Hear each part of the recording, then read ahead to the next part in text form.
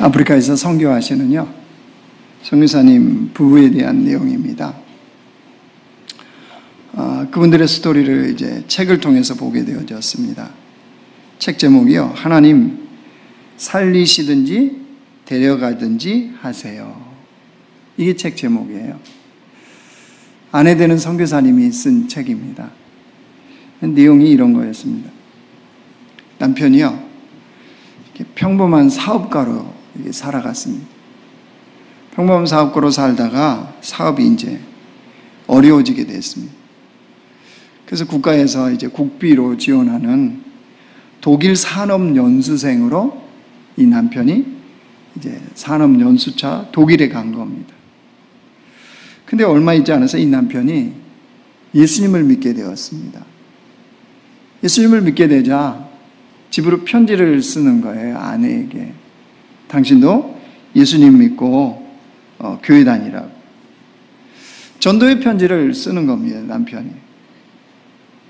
그래서 아내가 어쨌든 자기도 한국에서 교회를 열심히 이제 다니기 시작했습니다.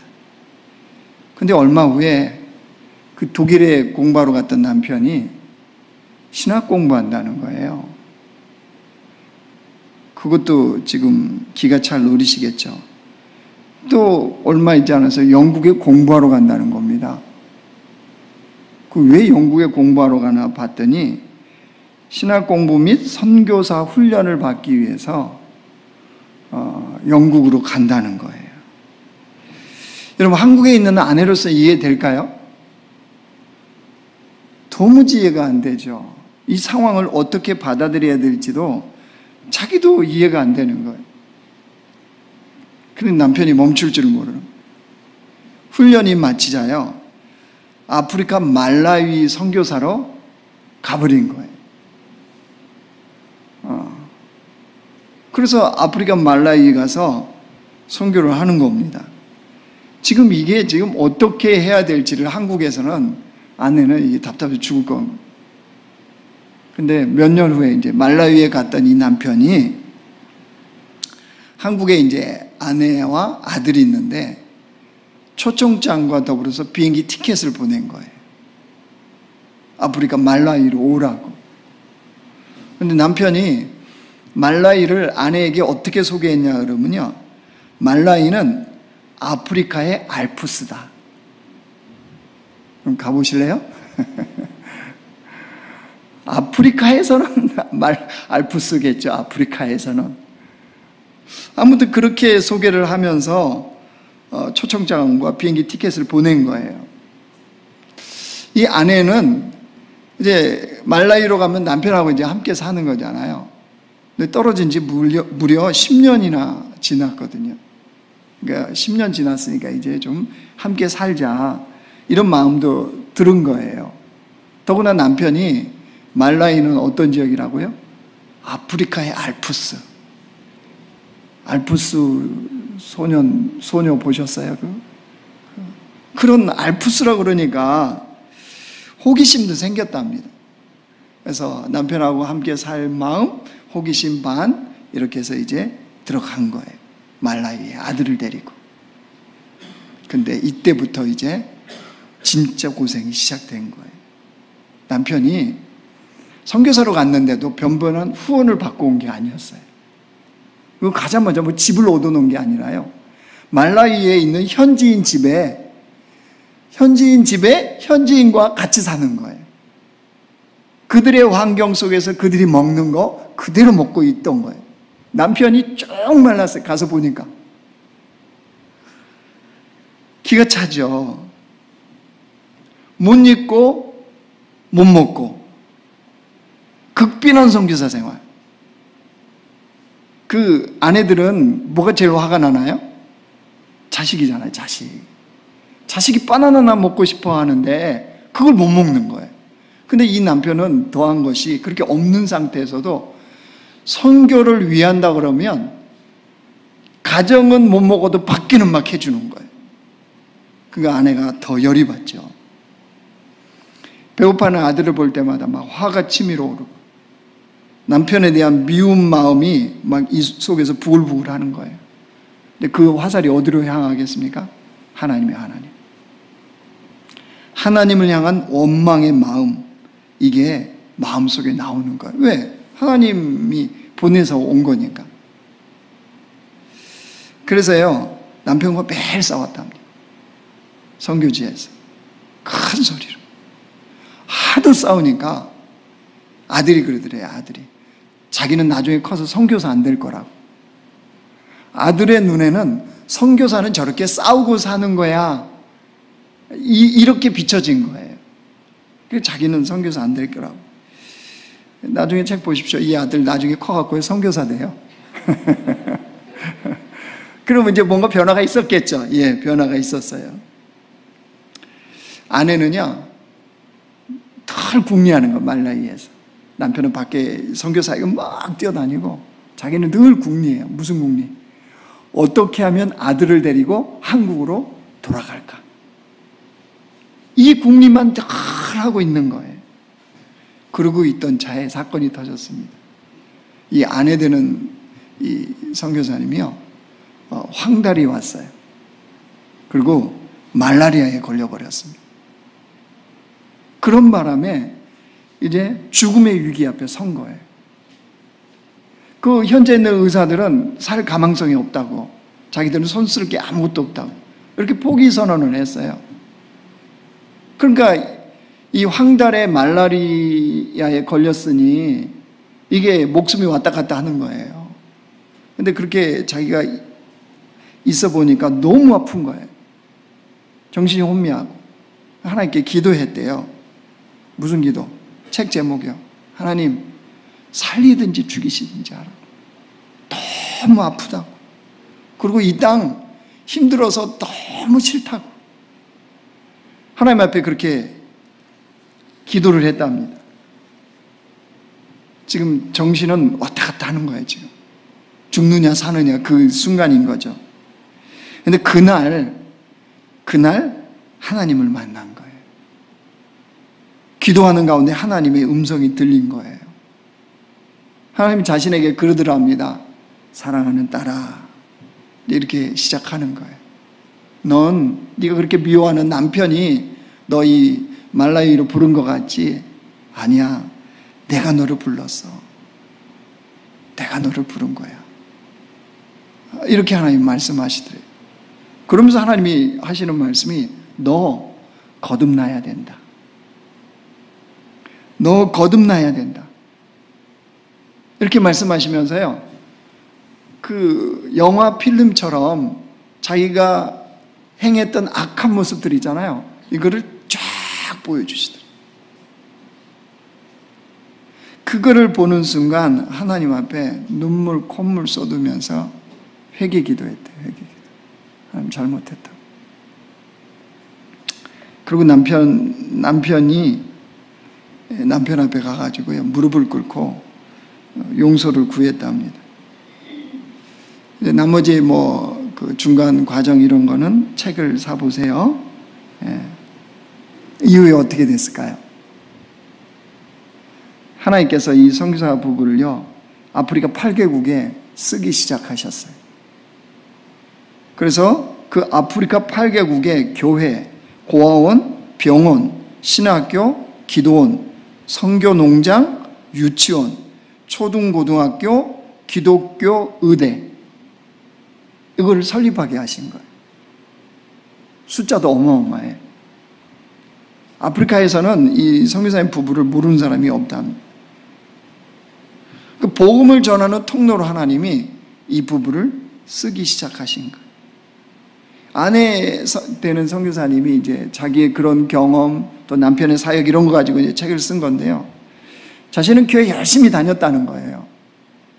근데 자기가 열심히 다니고 선교도 왔으니까 자기가 거듭난 신앙인 줄 알았다는 거예요. 구원에 관해서는 거듭났지만 진짜 그리스도인으로서, 선교사지만 그리스도인의 삶으로서의 거듭남은 없었던 거죠. 그러니까 그걸 통해서 주님 앞에 자신이 거듭남으로 인해서 진정한 선교의 사역을 시작할 수 있었다라고 하는 그런 고백입니다. 여러분, 우리는 이 땅에서 영적 거인으로 살고자 하잖아요. 그죠? 우리 교회 공동체는 영적 거인이요. 하나님 믿는 주의 백성으로서 이 땅에 영적 거인의 삶을 살고자 하는 공동체입니다. 그럼 우리 각 사람 한 사람 한 사람이 영적 거인으로 살아야 되는데, 여러분, 영적 거인은 저절로 되는 게 아니에요. 그냥 공동체에 속해 있다고 해서 영적 거인이 되는 것도 아니고, 뭐 신앙의 연수가 쌓인다고 해서 영적 거인이 되는 게 아닙니다. 참된 그리스도인은요, 참된 그리스도인이 되는 법이 있어요. 그 삶이 있단 말이에요. 그것을 오늘 우리가 보려고 그래요. 여러분, 사람은 겉으로 보여지는 거 굉장히 중요하게 생각하죠. 중요하게 생각합니다. 유대인들 마찬가지였어요. 유대인들은 자신의 신앙을요, 율법이나 할례, 이걸 통해서 자신들의 신앙을 증명하려고 했어요. 근데 주님 뭐라고 그러시냐 그러면요, 28절 보실래요? 무릇 표면적 유대인이 유대인이 아니요 표면적 육신의 할례가 아니니라. 여러분, 표면적이라는 게 뭐예요?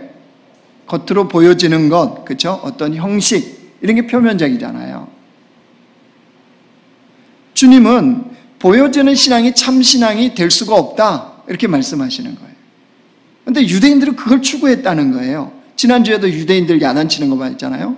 그죠? 남을 판단하는 사람아, 그러면서 지난주에도 그거 있잖아요. 그 이어서 지금 말씀이에요. 근데 사실 사람은 보여지는 게 굉장히 민감하죠. 안 민감하게 사시나요? 사람은 보여지는 거 굉장히 민감합니다. 그래서 사실은 제가 이렇게 목회하면서 저의 헤어스타일을 안 바꾸잖아요. 2대8 아십니까? 2대8? 머리도 항상 아저씨 스타일, 그렇죠? 미용실 가면 뭘 어떻게 해드릴까요? 아저씨 스타일. 왜요? 뭐 변화를 주면 이상하게 여러분 전혀 신경 안 쓰시잖아요, 사실. 그렇죠? 사람은 그래요. 자기만 신경 써요. 자기만 다른 사람한테 어떻게 보이나? 이렇게 보이면 어떡하지? 그러니까 저는 항상 목회 시작한 지금까지 한 번도 바꾼 적이 없어요. 한 달에 한 번 꼭 미용실 가서 머리 자르고 항상 2대8로 하고. 그런데 있지 않습니까? 안식년을 출발하면서 제 마음속에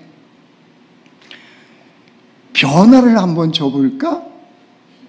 이런 마음이 들었어요. 그럼 용기 낼 것도 아닌데 아무것도 사실 아니잖아요. 근데 괜히 그런 마음이 들었어요. 한번 바꿔보자. 그게 뭐냐면 헤어스타일이었습니다. 어떻게 바꿨냐? 일단 염색을 했습니다. 그리고 머리를 짧게 잘랐어요. 너무 궁금하실 것 같아서 사진을 한 장 제가 준비를 했습니다. 보십시오. 자, 이 모습입니다. 그만. 설교는 안 남고 이거 사진만 남을 것 같아서.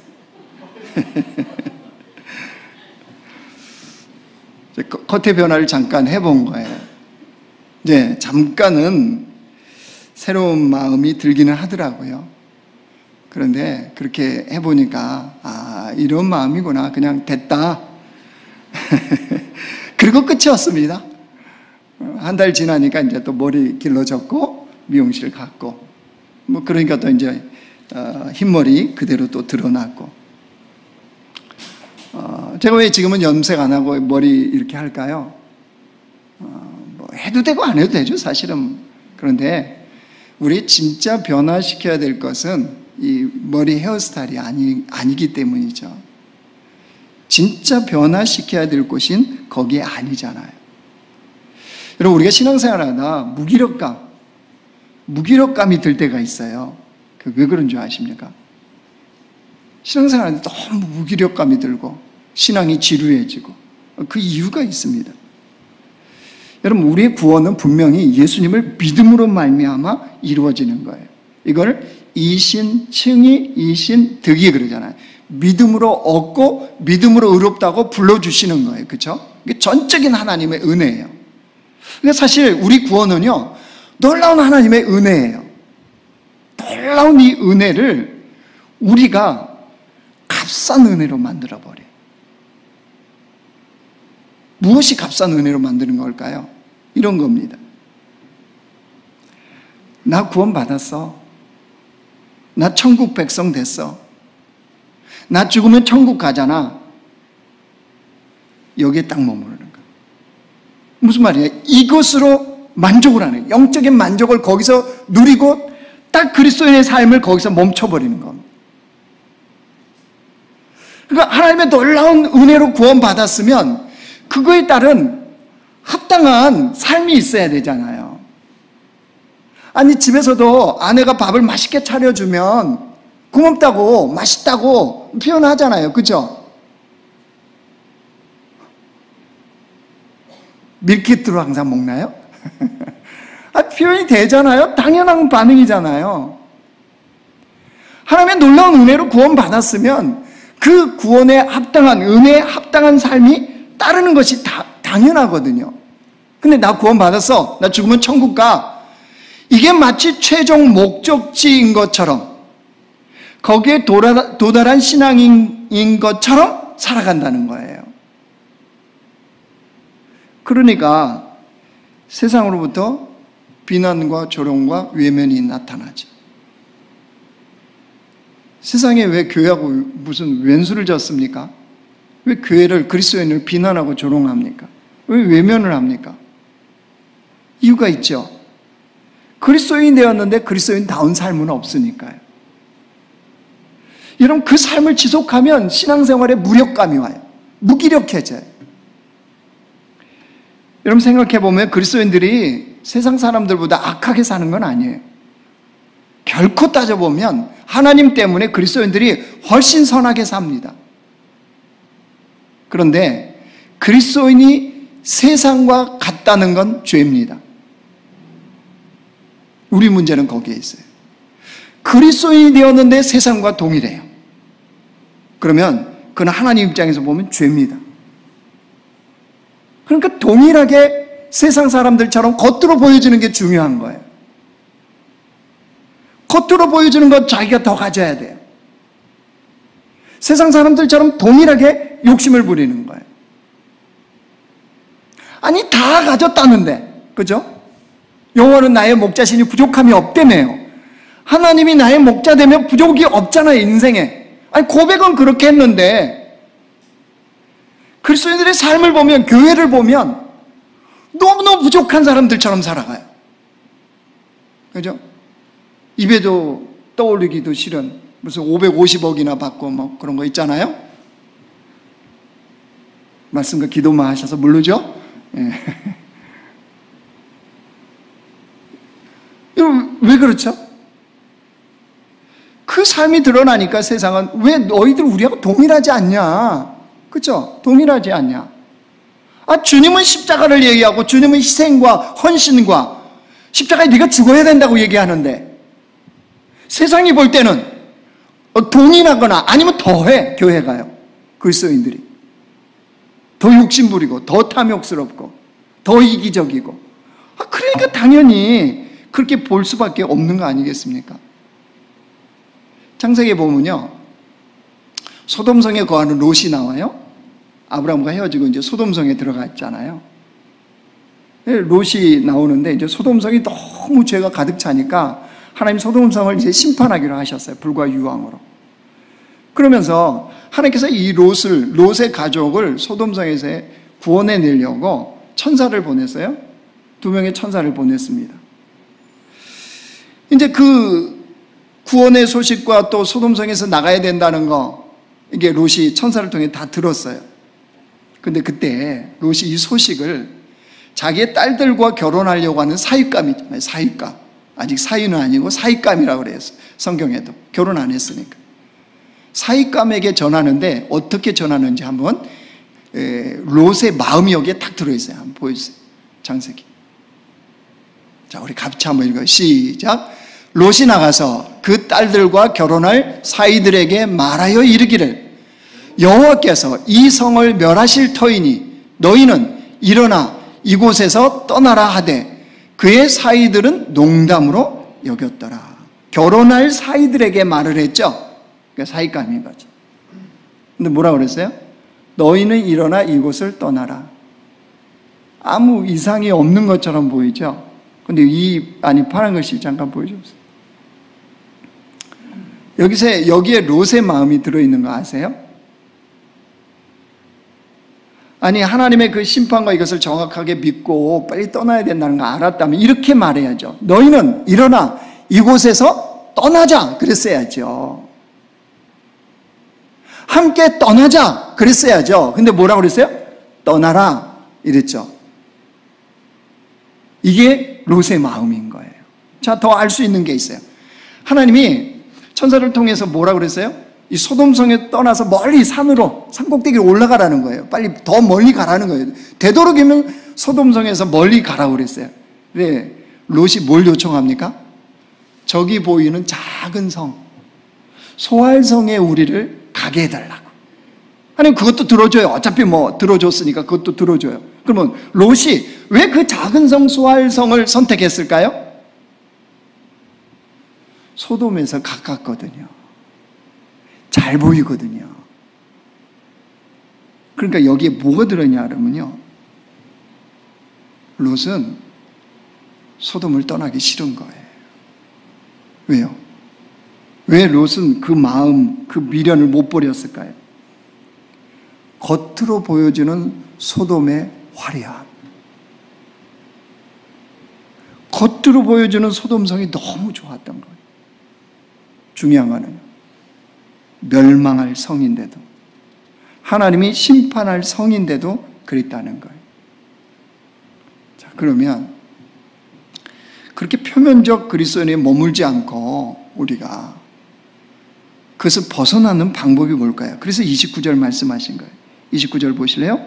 자, 우리 같이 읽어요. 시작. 오직 이면적 유대인이 유대인이며 할례는 마음에 할지니 영에 있고 율법 조문에 있지 아니한 것이라. 그 칭찬이 사람에서가 아니요 다만 하나님에게서니라. 이면적이라는 건 뭡니까? 속, 내용, 마음 이런 거죠. 그러니까 진짜 유대인은 어디가 유대인이 돼야 된대요? 그 마음이, 속이 유대인이어야지 진짜 유대인이라는 거예요. 그러니까 참된 그리스도인은 어디가 그리스도인 돼야 된다는 거예요? 속이요, 속. 성경책 들고 다니고 설교한다고, 그 목사 안수 받았다고 목사가 아니고 어디가? 그 내면이, 속이 목사여야지 진짜 목사라는 거예요. 그 내면의 그리스도인, 즉 내면이, 우리 속이 그리스도인이 되어야 진짜 그리스도인이다 이 말씀하시는 거예요. 왜 주님이 이걸 말씀하실까요? 여러분, 사람의 행동은 어디서 나오나요? 사람의 행동은, 그 행동을 하기까지 어디서 나와요? 이 마음에서 나오잖아요. 마음에서. 여러분, 사람은 마음에 품은 생각을 겉으로 드러내는 거예요. 그렇죠? 겉으로 드러내는 거예요. 그래서 잠언 말씀에 뭐라고 그래요? 자, 보여주세요. 잠언 4장 같이 읽습니다. 시작.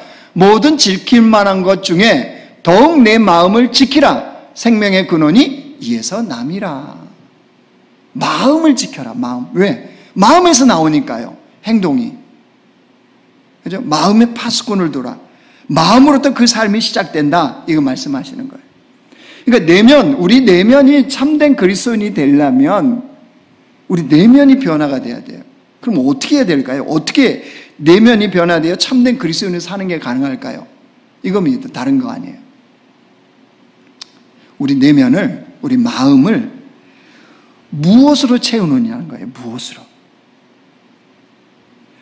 여러분, 표면적 그리스도인이 아니라 이면적 그리스도인, 즉 겉으로 보여지는 그리스도인이 아니라 참된 그리스도인, 내면이 참된 그리스도인이 되기 위해서는 우리의 마음을 하나님의 말씀으로 채워야 돼요.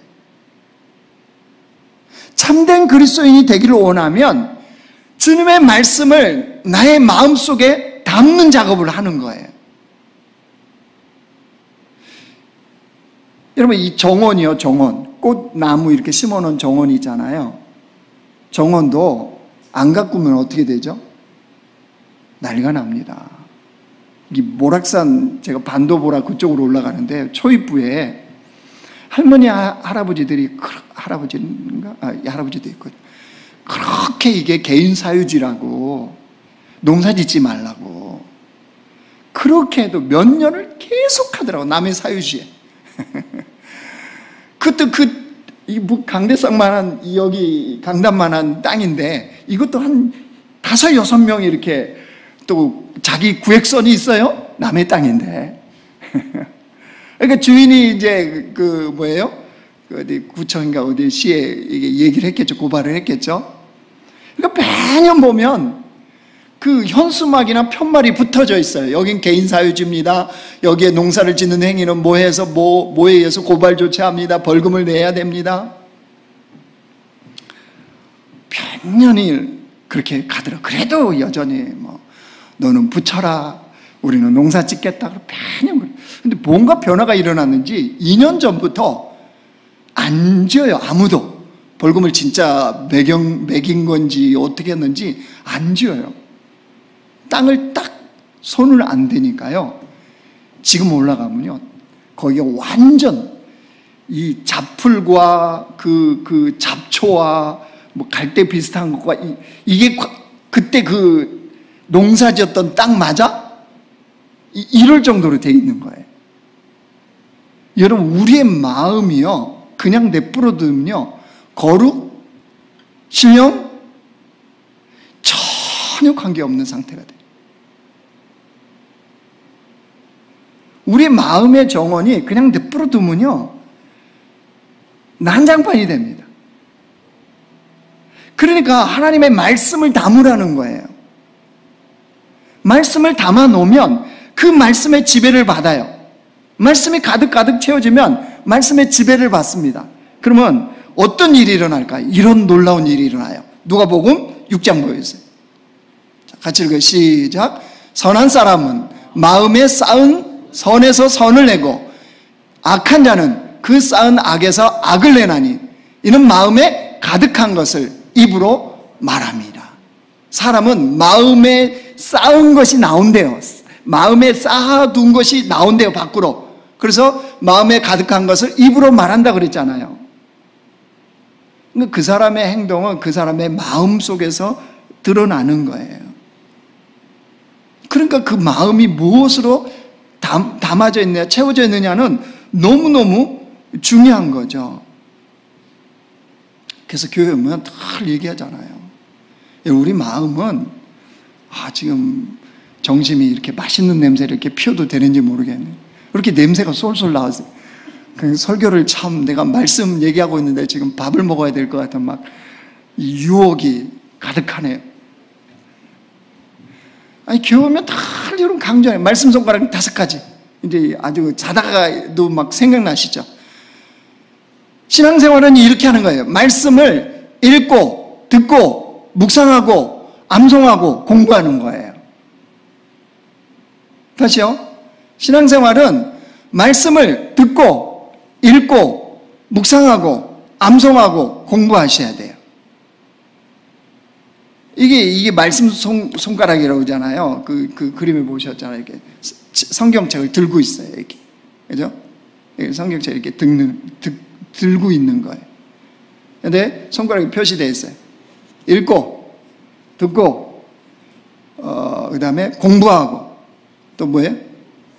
또, 암송. 그죠? 근데 맨 밑에 이게 뭐예요?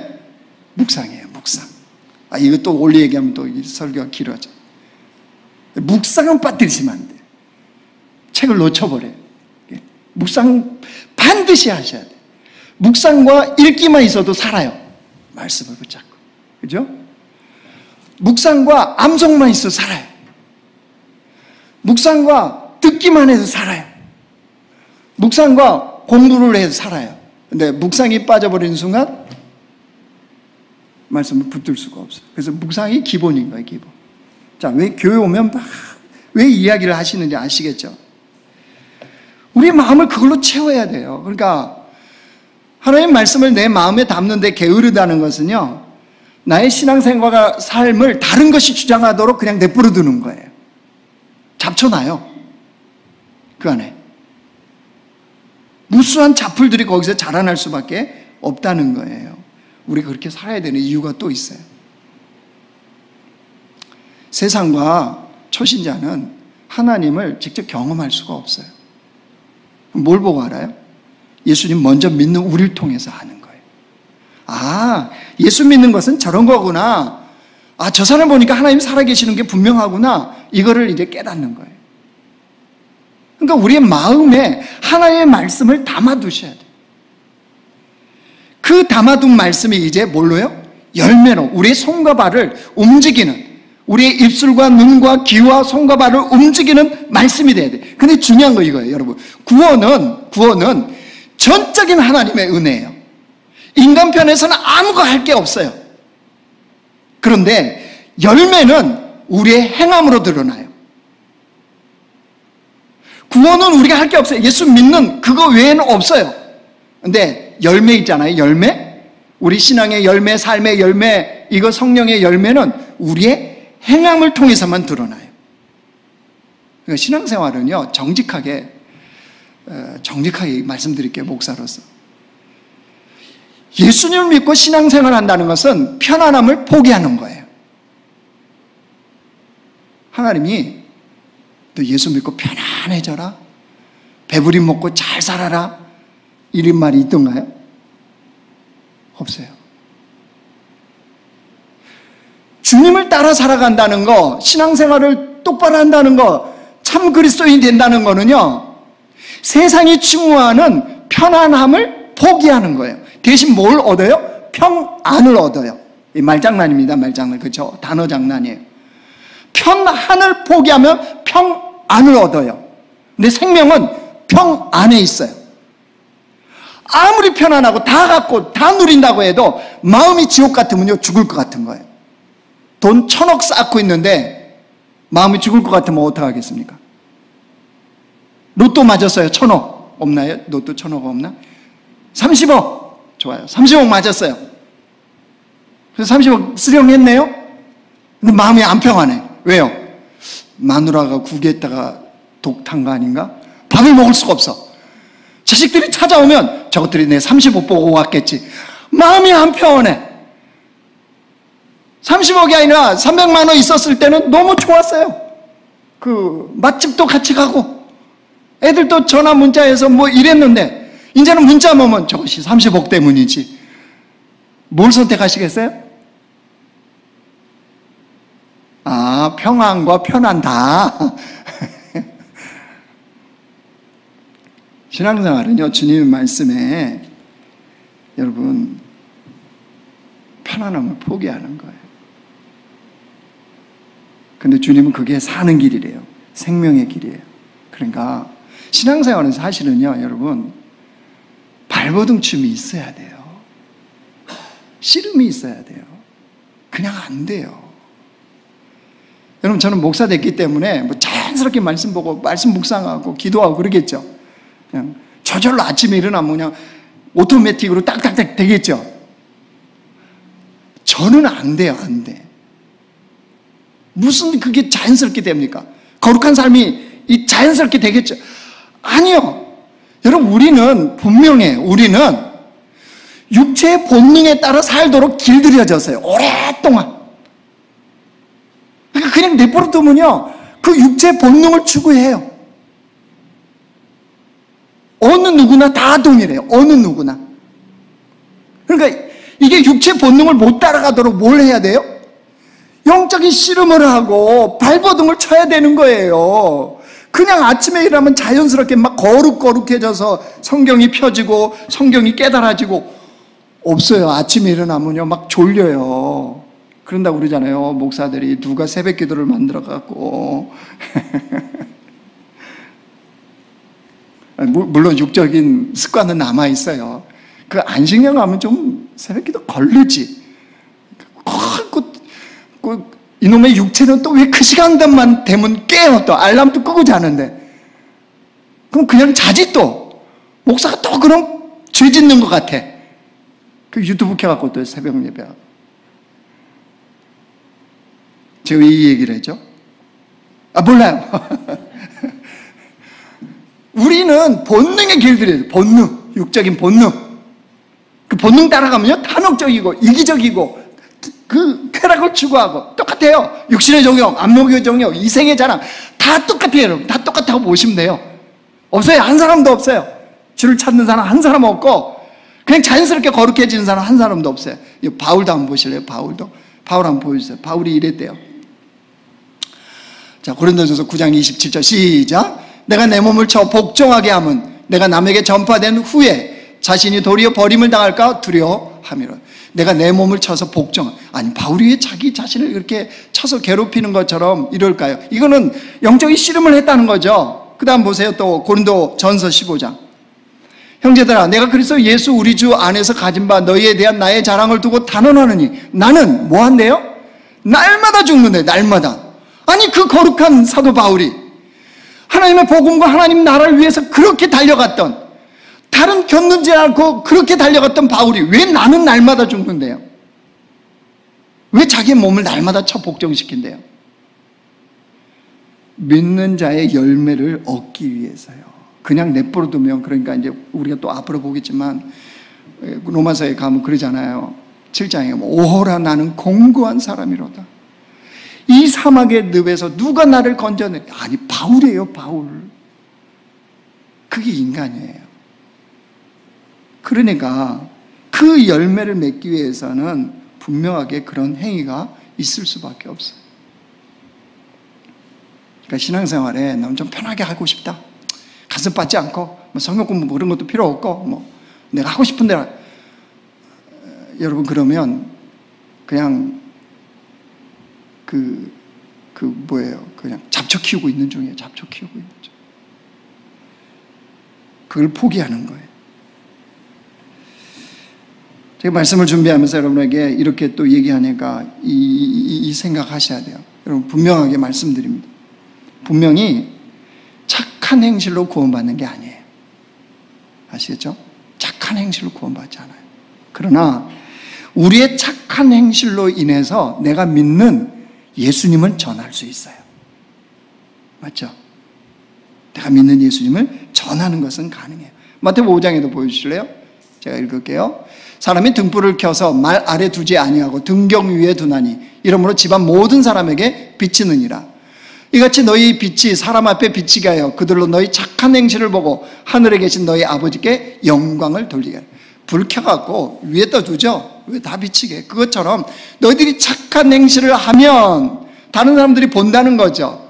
그래서 하나님께 영광을 돌린다는 건 뭐예요? 아, 예수 믿는 사람들은 저렇구나, 저렇게 사는 거구나 라는 것을 보고 그들이 주님을 알게 되는 건, 이게 뭐라고요? 그게 하나님께 영광이에요. 그러니까 우리가 그런 삶을 살아가는 거예요. 말씀을 정리하겠습니다. 여러분 하나님을 믿는 영적 거인은 그냥 되지 않습니다. 신앙 연수로도 안 되고 그냥 있는다고 절대 되지 않습니다. 우리 내면을 하나님의 말씀으로 채우셔야 돼요. 이 진리의 말씀, 이 생명의 말씀으로 우리 마음을 가득가득 채우셔야 돼요. 그래서 그 말씀이 나의 손과 발로 드러나게 해야 돼요. 그래야 표면적 그리스도인으로 살아가는 것이 아니라 내면적 그리스도인, 저 사람은 진짜 예수 믿는 사람이야, 예수 믿으면 저렇게 믿어야 돼, 이 이야기를 듣는 사람들이 되기를 원합니다. 누가요? 우리 남자교회 공동체가요. 예수 믿으려면 저 목사처럼 믿어야 돼 라고 하는 말을 들어야 되는 거예요. 맞죠? 내면적 그리스도인 돼야 된단 말이에요. 우리 내면이 참 그리스도인 돼야 돼요. 그거 뭘로 가능하다고요? 말씀을 담으셔야 돼요. 말씀을. 아시겠죠? 말씀을 담으셔야 돼요. 근데 한 가지 여러분 염려가 될까 봐서 오늘 3장 1, 2절이 붙은 거예요. 오늘 28절 29절만 해도 되는데 그래서 염려가 될까 봐서 3장 1, 2절이 붙었어요. 그거 한번 보실래요? 그런즉 유대인의 나음이 무엇이며 할례의 유익이 무엇이냐? 그러면 유대인 먼저 된 유대인 아무 필요 없는 거냐? 할례 아무 필요 없는 거 아니냐? 이런 말이에요. 근데 2절 보세요. 범사에 많으니 뭐가요? 유익이 범사에 많대요. 우선은 그들이 하나님의 말씀을 맡았습니다. 이게 우리말 비전 성경에는요, 그러니까 쉬운 성경 그런 뜻이에요. 그런 거에 이렇게 해석해놨어요. 그러면 유대 사람이라고 해서 무슨 혜택이 있고 할례는 무슨 가치가 있습니까? 여러모로 많습니다. 첫째는 그들이 하나님의 말씀을 맡았다는 것입니다. 무슨 뜻이에요? 내면적 그리스도인을 강조하니까 이제 사람들은 꼭 극과 극이에요. 극단으로 가요. 뭘 무시해요? 겉을 무시해버리는 거예요. 그래서는 안 된다 이 뜻이에요. 여러분 내용은 어디다 담아요? 형식에 담잖아요. 형식에. 그렇죠? 내용이라는 건 형식에 닿아요. 보배이신 예수 그리스도를 질그릇 같은 우리에게 담는 거잖아요. 그 형식을 그냥 무시해버리면 안 된다는 거예요. 그렇다고. 그죠? 이제 알았다. 다음 주부터 이제 내 마음대로 신앙생활 한다. 뭐 굳이 여러분 뭐 왜 10시 50분에 꼭 주님이 여기만 나타나세요?